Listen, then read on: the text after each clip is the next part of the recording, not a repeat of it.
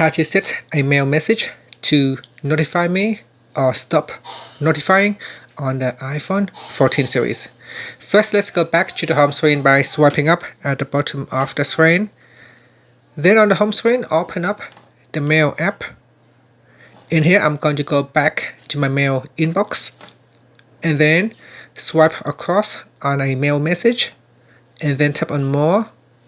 From the pop-up menu, swipe up to go down and tap on Notify Me, or you can stop notify. Now once you turn on Notify Me, you can see there is a bell icon right next to your email message.